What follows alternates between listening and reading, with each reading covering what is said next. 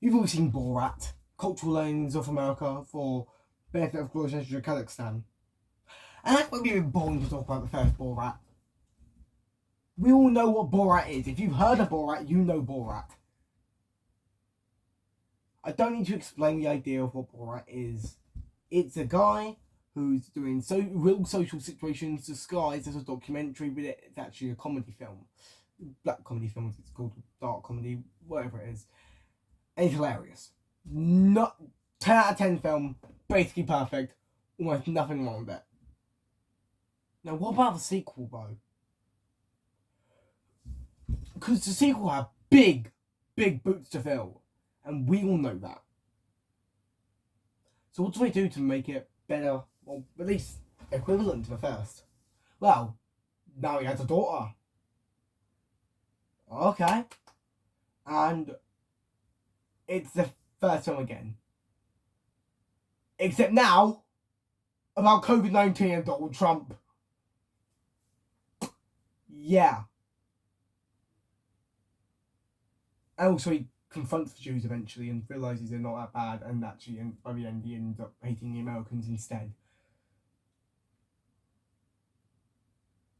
So Borat 2 subsequent movie film is great.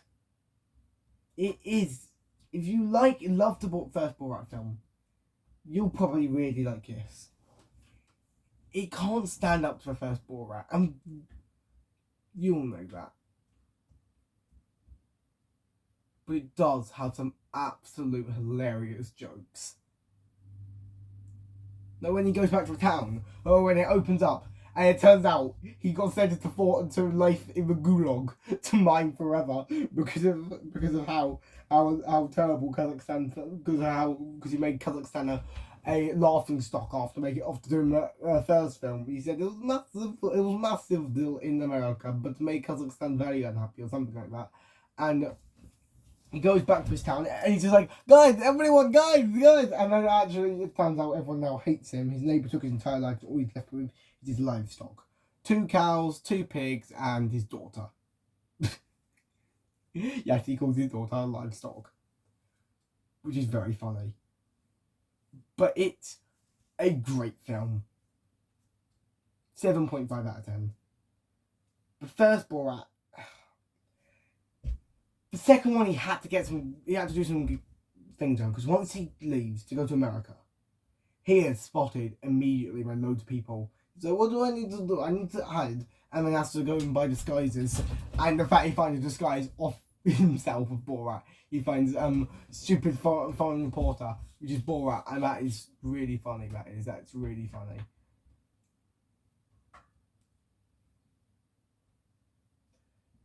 So yeah, and also but the annoying thing is with the second film, because he was so well known by this point, he couldn't have just been going as Borat. He couldn't. He had to have disguises. There be another character. Because the first film was so popular on its budget. For 18 million, it made 260 million. Well done, Borat. You deserved it. You deserved it. A comedy film that gets nominated for Best Picture? Well done, Borat. Well done. But the second film is a Prime Video exclusive, and I thought the second one would be absolute rubbish. Well, not rubbish, but I thought it would be decent, like a 6 out of 10. But the disguises, yes, it makes it worse, but it's still really, really funny. There is less scenes of social interaction with other people. There's still loads of that. That's 70% of the film. It's just that was 90% of the film in the first film. And the first film is a lot more, here I'm making funny jokes, here he's quotable. The second film, it's a lot more, this is a character you remember, let's bring him back, now he's got a daughter, do it again. You can kind of tell they did not up the budget at all. Other than the camera quality, the film has basically got the same budget. I think maybe slightly lower actually, which is rare for a sequel to have less budget than the first. It really is quite rare. But how it does is actually kind of cool, because You wouldn't expect that for a film like this. But I'm not going to ruin specific social situations. For about 20% less that I'm talking about. That 20% less is all the scenes between Borat and his daughter. Well, Borat's middle name is Margaret. But there's some absolute stupid scenes we end up having, because he tries to. The plot is he has to leave, and then he's supposed to be in the gulag. They send him out to America. They send him back to his hometown, then off to America, because he needs to give this monkey to one of Donald Trump's best friends, because he wants Kazakhstan's leader of Kazakhstan to be good friends with Donald Trump. You can't give directly to Donald Trump because in the previous film he make poo at Trump Tower. Yeah. And the second film, it plays more safe. Not actually, it doesn't, but with the jokes it plays less safe. Well, it's very funny. He actually spent time with some guys during lockdown for an entire week. They ended up expanding that to a half-an-hour special from like 5 minutes in the film, which I find very, very funny. But genuinely, Borat Subsequent Moviefilm is great. When he delivers the monkey, it turns out actually his daughter came with him when she wasn't supposed to, and she ate the monkey. So he was a really funny running joke with the fax machine. That is brilliant. That joke just I've watched this film twice in the past week. Second time we told you to record footage and for a review, but it's great. Borat 1 is a way better film. I'm telling you, it is. Doesn't mean Borat 2 is bad. Borat Subsequent Moviefilm. It just means it's not as good. And then after his daughter is, and they try and make her pretty, they give her a makeover. Then they try and get her breast implants.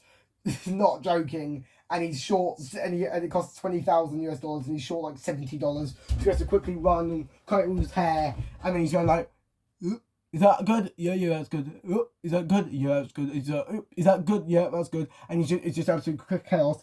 Then he realises, then his daughter has gone off to go with a feminist group, and he's like, oh no, not the feminists. So he has to go to the people during COVID lockdown. And he has to go to their house for like a week or so. Then he realizes that his daughter is going to a gun rights rally and interviewing people there. So he goes to the skies and sings a song about Barack Obama and the Wilhelm flu. It's like, and he's going, we're going to blow them up like the Saudis do. It's so politically wrong, these films, but they are so funny. I'm not trying to mean, but I know he's very anti-Semitic, but don't put that off. The actual actor who plays Borat is Jewish, so think about that. And then once he does that, he ends up going to a synagogue and realizing he sends his daughter off, and then realizing he goes to a synagogue, talks to someone who was in the Holocaust, and he's just like, it was real, because early on his daughter proved that it wasn't through a fake Facebook page, and then he goes off to a thing and tries to deliver her to the guy that he ended up trying to deliver it to. There's also a joke about a book about her privates and about women's privates and women's rights from Kazakhstan.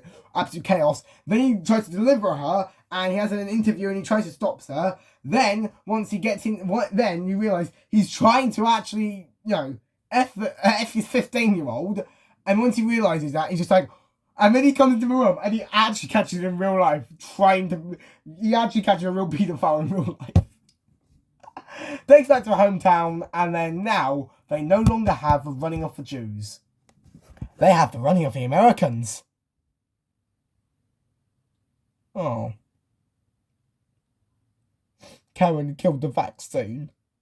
Karen killed the vaccine! Yeah, she killed the vaccine, you see that bit right now, don't you? Yeah. And also the music was done by Sacha Baron Cohen, who plays Borat's brother. Wouldn't believe that, would you? Yeah, he's a trumpet player and stuff. That makes sense. And please, if you have Prime Video, watch Borat 2. I watched it on Prime Video, and later on, I went through my copy, I watched it on Daily Motion. And please subscribe to my channel, because I rewatched the entire film again within a week just to get the footage from it. So, goodbye!